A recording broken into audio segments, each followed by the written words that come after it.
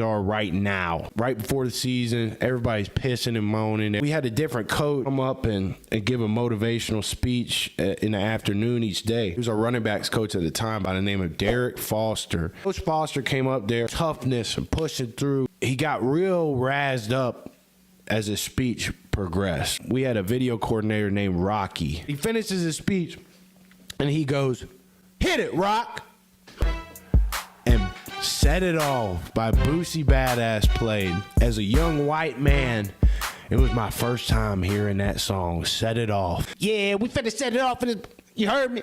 I'm finna put you in the trash bag. Tired of all these knowing me right now, for real. You wanna talk shit? You wanna run your mouth? You want some gangster strut your mother in the house? We'll set this jaw. Yeah. And that was my first time hearing Set It Off. At Samford University, it was the third or fourth week of camp. We were about where teams are right now. Right before the season, everybody's pissing and moaning. We had a different coach come up and give a motivational speech in the afternoon each day. He was our running backs coach at the time by the name of Derek Foster. Coach Foster came up there, toughness and pushing through. He got real razzed up as his speech progressed. We had a video coordinator named Rocky. He finishes his speech and he goes, "Hit it, Rock!" What it do, babies? We back. Let me get this situated. We did a test stream. I can't hear myself. Hold on. You guys picking me up here? Let's see. Not really hearing myself. Maybe the knob got interesting. I'm gonna check. I did a test stream earlier. We're on the road here. See if that's picking up. I think it is. We did a test stream, but I'm not really. Is it because? Oh, that's why. The hat was covering my ear, guys.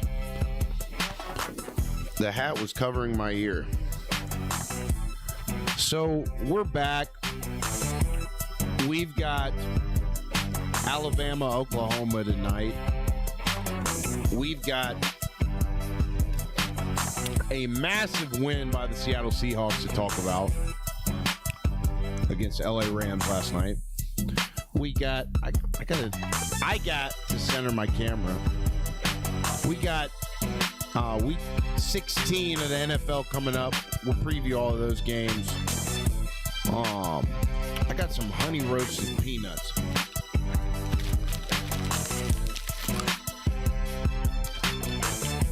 Haven't eaten since like noon, but it's all good, baby. These peanuts could be a bit more flavorful, you know what I mean? But they're good. Let me see if I pop this other ear, how it sounds. Then the hat just looks ridiculous. And my hair is crazy right now, so this is a lose-lose. But that's cool. Yeah, man, we're just getting situated. I'm down here in Lexington, Kentucky, my hometown, for the holidays. Made a little makeshift operation in the visiting room of my parents' house. So there's that. But we'll talk about all the games. I wanted to load some content to show you guys on the screen, but it just didn't happen. I was a bit late, as you guys could see. Very important for us to get a show off today, though. So we're here. And we're doing with it what we can. We got a game going on between Alabama and Oklahoma here in about 30 minutes. So I'm gonna get you guys out of here in time to watch that. Let's go to our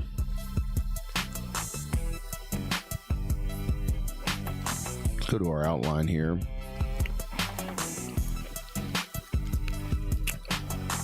We got a nice article from ESPN to talk about. We got my prediction for the Alabama-Oklahoma game. Are they having that at Bama? I should know that, huh? We'll look at all of that.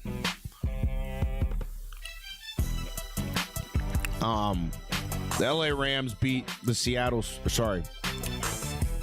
Seahawks beat the LA Rams last night in overtime. I was with my buddies. Like I said, I'm in my hometown, and they wanted to watch UK volleyball, UK women's volleyball. They were playing in the national semifinals, I guess, against Wisconsin, University of Kentucky women's volleyball, playing last night in the semifinals against Wisconsin. And my buddies that I was with, we went and we had a nice dinner. It's good to hang out with hometown guys when you can. And we have a nice dinner. All they're wanting to do is look over at the UK women's volleyball game on the TV. And I got so enthralled with how fired up they were about it that I completely forgot that the Seattle Seahawks were playing the Rams in a game that I was fired up about. But I was more fired up to see my buddies. And so I just got sucked into what they were doing. They were watching UK women's volleyball, dude. And I didn't catch the Rams-Seattle game until the beginning of overtime. And L.A. marches down the field. Puka Nacua, I know, had 227 yards receiving, like the animal he is. He went on Aiden Ross's stream with Sneeko, I believe. No, not Sneeko. Was it Neon? Neon. He goes on Aiden Ross and Neon's stream, and Aiden Ross is a Jewish guy. I'll explain why I said that. Aiden Ross asked Puka Nacua to, I don't remember what the beginning of the he asked him to do a touchdown celebration. And part of the touchdown celebration was to go like this. You know, because for some reason that's offensive to Jewish people. Or whatever. But Aiden Ross, who is Jewish, is who told Puka Nacua to do it. And so I guess, I didn't see it, but I guess apparently Puka scored and he did it. I'm not sure, though. I'm not sure because I saw the apology, I think, before the game was even over. Did Puka issue an apology like in the middle of the game or something? Because like I said, I was with my buddies. They wanted to watch Kentucky women's volleyball in the national semifinals instead of the Rams and the Seahawks, dude. And I love them. I love those guys so much that I was so excited about how they were excited about it. And I just forgot all about the game, dude. It's a hell of a game, too. And so, you know, I saw the touchdown to Puka in overtime. And I was cool. We were bar hopping at that point. You know, it's a good time with high school buddies. You know, we're bar hopping at that point. I closed my phone up. I closed up shop. I closed down the NFL app after Puka scored that touchdown. I thought it's over. It's done. You know, I think I looked up on the TV that was showing like the score of the game, but not the actual game. And after the Rams had scored, I look up on the TV, and it's like a live feed of the stats or whatever because it's on Amazon Prime. And I guess bars can't get that. They do cable. And it said LA Rams, 76% win probability. I was like, yeah, dude, shut it down. Like, we're good. The Rams are going to win. And then you have a drink or two, you know, and then you go, and then we went to the next bar, and I look up on the TV, and I see Seattle Seahawks 38, LA Rams 37. Still to this moment, Have no idea how it unfolded. I plan on watching the replay of the game. I'll tell you that. And our outline might help us out a little bit, too. Let's look at the chat here. Hey, are you still making OF content? It was great. I was the guy that had you do that baseball. I ain't reading that, dog. Y'all nasty, man. Y'all ain't no good, man. Michael Floater says, do you like Trump? Yeah, sometimes. You know what I mean? This is a sports podcast. If we got into politics, we'd be in Colin Kaepernick territory. You know what I mean? We got. So let's look at the outline. Let's look at the verified details from the game. Maybe we'll learn something together about what happened in this LA Rams Seattle Seahawks game. What a game. Like, if you're an NFL fan, if you're a football fan, you can't ask for a better game. You got no excuse to not be watching that game other than if you're with your high school friends, bar hopping, having drinks, and watching women's volleyball instead. That's okay. Okay, so I don't give a fuck about what happened to someone else's show, but what actually happened was an anomaly. 16 points scored in 90 seconds. That was the final sequence. Game decided by a punt return, a missed field goal, called back touchdown. These anomalies, unusual plays, changed the game. And that's the thing about football, man. You never know what the play of the game was for certain until the game's over. There's normally 3 or 4 plays that define a football game. You don't know when they're going to come. You don't know how they're going to come. But when the game's over, you know what those plays are that define the game. So I know that to be a fact. Let's keep reading about the game. Like I said, I missed it. I was sick. I was sick that I missed it, but I missed it for a great reason. I was with my high school boys, having some drinks, and so I missed most of the game. But like I said, we'll learn something together, I think. Matthew Stafford, MVP caliber. I remember seeing that he threw for 447 or something. 447 yards from Matthew Stafford. 447 yards, dude. And this guy's how old? He's getting up there. I remember watching Matthew Stafford play for the Georgia Bulldogs when I was in 5th grade. I remember him. He had the Revolution helmet with the kind of Peyton Manning face mask. If you guys are OG ball knowers, you know what face mask I'm talking about. It was the Revolution, the Rydell Revolution helmet and it was a Manning face mask. Peyton Manning was the first guy I ever saw wearing that face mask, and it's got like that curve in it, I think. Stafford's got the most similar version of it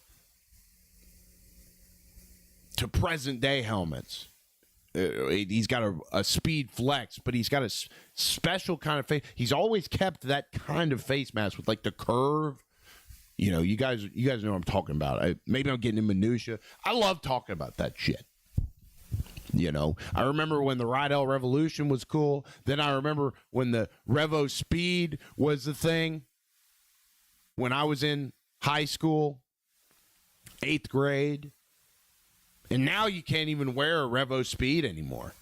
You can't wear the OG helmet. It's outdated. It's crazy. We're watching the game change in front of our eyes. It's really cool, but it's also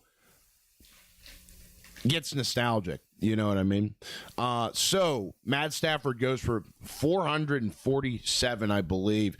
I think I read that statistic after the Rams were done on offense, so maybe that was his final tally. Sam Darnold had nearly 300 yards. Just an offensive game, it sounds like. offensive game. And I mean, I think the Seahawks defense, I haven't watched the Seahawks that much this year, but I think their defense sounds like it's pretty damn good.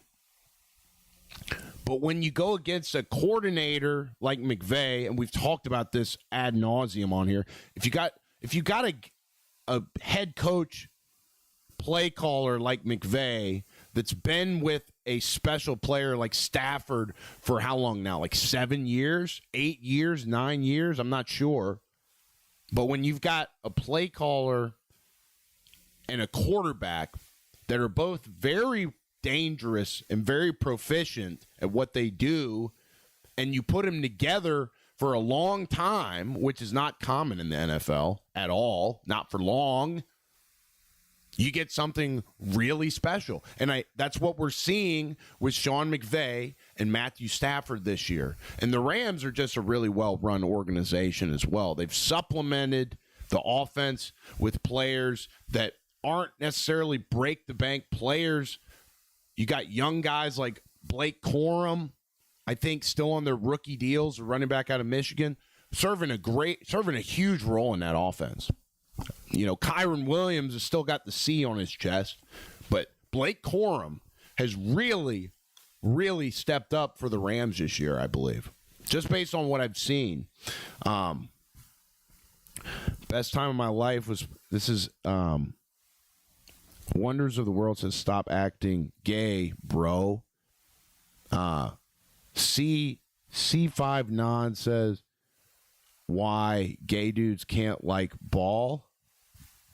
Best time, I don't understand. Did I say something about gay dudes not liking ball? Best time in my life was playing ball in high school. Sucked the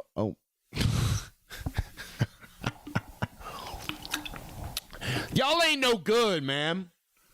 Y'all ain't no good. All right, let's see what else on the game. But yeah, I mean, I watched overtime. That's it.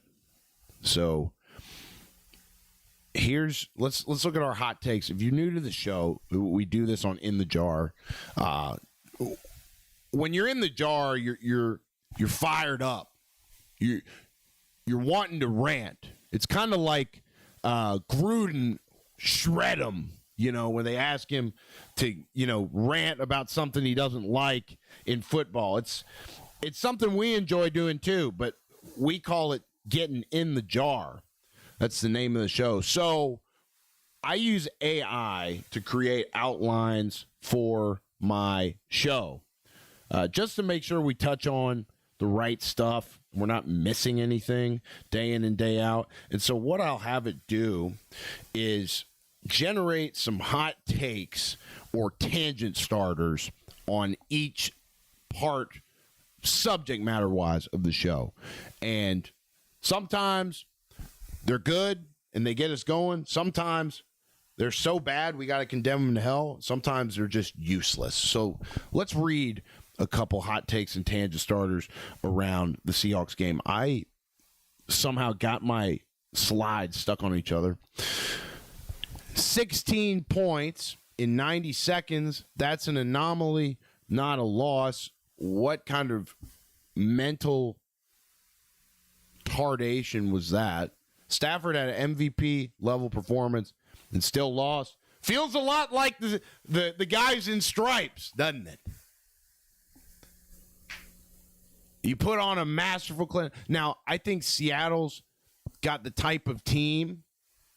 I mean, just based on last night, if you're wanting to evaluate Seattle as a football team, it seems like they just found a way to win.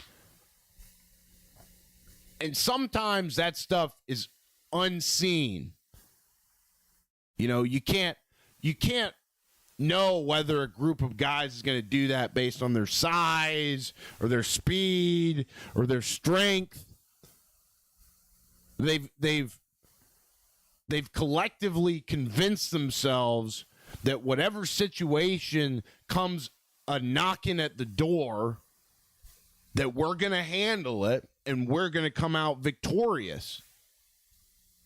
That's why the role of the head coach is so important. A guy that understands how to get other grown men to understand the importance of collective confidence.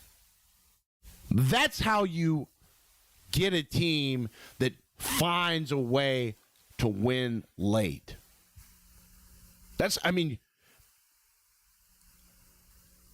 Really it's just a group of guys buying into the idea that no matter what happens, I'm going to persist. No matter what happens, I'm going to get up and come at you, and I'm going to make a choice to be more physical. I'm going to make it a choice to turn it on to the highest of my capability when we're wrapping it up. Like, I'm going to close it out. I'm going to be in better shape than this guy. I'm going to be more physical than this guy down the stretch in the game because I know that I put in the work to be in better shape mentally and physically, and I'm going to wear you down in the biggest moments of the game. I will win those. That's a mentality. That's a choice. And that's the job of the head coach, is to rally 53 guys collectively around that idea. You know?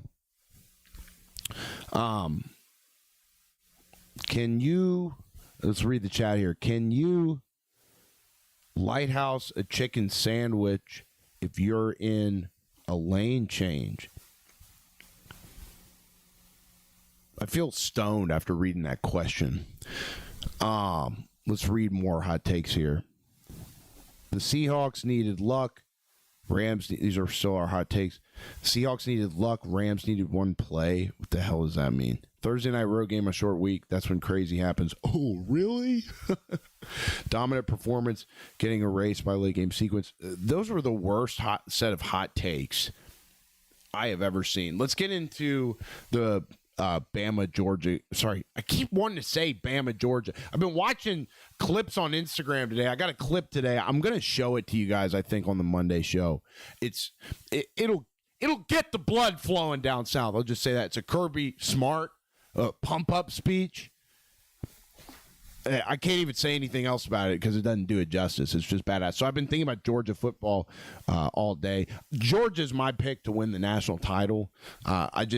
When you have a coach like Kirby Smart that is so obsessed with, again, he's a master at communicating. Kirby's got a little bit of that flavor. Kirby's got a little bit of that gangsta. You know what I'm saying? Like, he's a real one, Kirby.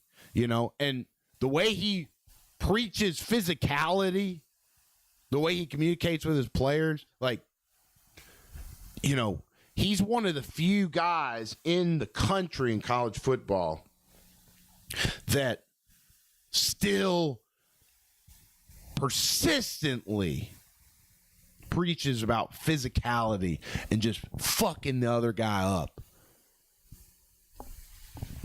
I don't hear any other coach talk about that more than Kirby. And it's just the simplest thing. It's a choice. You know? Am I going to punch you in the mouth, or am I going to let you punch me in the mouth? So for that reason, I think Georgia's going to win the national championship. I think they're the most physical team in college football. And I think still, to this day, it doesn't matter. And nothing outside of physicality, trenches, matter in a football game, really. In my opinion, guys make plays. You can win with speed sometimes, but when you have physical ass linebackers and physical ass trench guys, offensively and defensively, physical ass running backs, eventually you're gonna win. Eventually, you're gonna get the other team to quit in the game. So down the stretch when the pressure's on, I want the most physical. Like, if I'm going to put my money anywhere, not financial advice, but if I'm going to put my money anywhere on who's going to win the national championship of college football this year, it's Georgia, because they're the most physical team. It's very simple. They're the most physical team in college football. I just said I was going to talk about the Bama Georgia game. See, I'm thinking about Georgia a bunch. It's a sign. I said I was going to preview the Bama-Oklahoma game, and I started talking about Georgia. So here's the thing. Alabama hasn't lost to a team twice. They haven't lost to the same program in the same season 2 times since 1838. And they played last time they lost to a program twice in the same season did Bama was against Birmingham Junior College or something. I can't remember the name. It was something crazy. So Bama hasn't lost twice to the same program in the same season since 1838. That's the first thing. Really, I think that's all you need to know. I think that the culture Saban built there, although you can't obviously uphold that standard if you're not there every day. I'm talking about Saban being retired. But Kalen DeBoer is talking to Nick Saban at least one time a week. You know that a lot of the things that Nick Saban valued in his program, they still probably value in Kalen DeBoer's program. And so for that reason, I think Alabama's going to turn it on tonight here. Literally in about 15 minutes, this game's kicking off. I haven't even taken a shower. I was so late to do this show today, and I went to go get a workout because I can't do something like this if I haven't worked out. And I didn't end up getting back here from the gym until 7 p.m. Eastern, and we normally go live at 6. So I'm sitting here in my own sweat, okay? But I'm telling you right now, Alabama's going to win tonight against Oklahoma. They haven't lost to the same program twice in the same season since 1838. That Saban culture, you still have a trace of it there in the building in Tuscaloosa. And so for that reason, I have confidence in Bama to find a way to win tonight against Oklahoma. I don't think since the hand injury that John Mateer has been up to par. But also a big factor in the Alabama-Oklahoma game about a month ago was turnovers. Alabama was putting the ball on the ground like absolute crazy. They cannot put the ball on the ground. I would be shocked if Kalen DeBoer didn't have the Crimson Tide guys doing ball security, at least the skill guys, receivers, running backs, quarterbacks, doing ball security drills all week, because Alabama put the ball on the deck 5 times against Oklahoma last time, I believe. They didn't lose that many of them. In fact, I think they only lost 2 of them, but still 2 turnovers, put the ball on the ground 5 times. And then Ty Simpson throws a pick 6. A lot of times, if the defense or special teams score touchdowns in a game, your probability of winning that game goes sky high, unless you're the Cincinnati Bengals. Because like I said, that collective buy-in can go either way. And some teams are just as good, if not better, at finding a way to lose than the teams that are good at finding a way to win. Right? So I'm going to jet, I believe. We're at 28 minutes. This game is starting in 12 minutes. I want to give you guys a chance to go and watch Bama, Oklahoma. I got Bama, okay? And I also want to clip that and post it before the game. So follow me on Instagram, In the Jar Clips on Instagram. Clark Dupree on TikTok, if that's your thing. You can find us anywhere. Just type in my name, which is the name of this YouTube channel, or if you're on Instagram, In the Jar Clips. You can find us on Spotify. I haven't updated the episodes on Spotify, or it's on every audio platform you can find this show, big or small. But I haven't updated those in a little bit, so need to do that. But if you're interested in finding some old episodes while I upload those new episodes on the audio part of things, you can find us. And then obviously the main thing is to subscribe to the YouTube channel, guys. I know some of you watching aren't subscribed. You might not be bought in yet, but at some point you will. We're the fastest growing football channel in the land.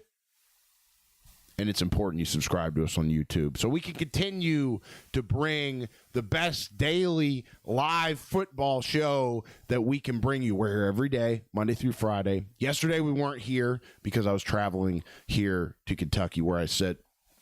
We'll be back live again for the show Monday from here, Tuesday from here, and Wednesday as well.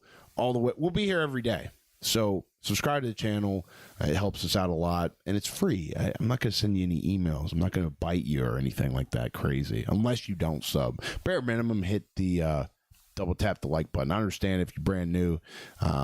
Maybe you want to feel it out. Go check out the channel. Go check out our body of work, what we've done every day. We're consistent as all get out, and we will be nothing short of that for the rest of eternity. So appreciate everybody popping in today. Hit that subscribe button one more time, and let me send you guys out with our favorite song.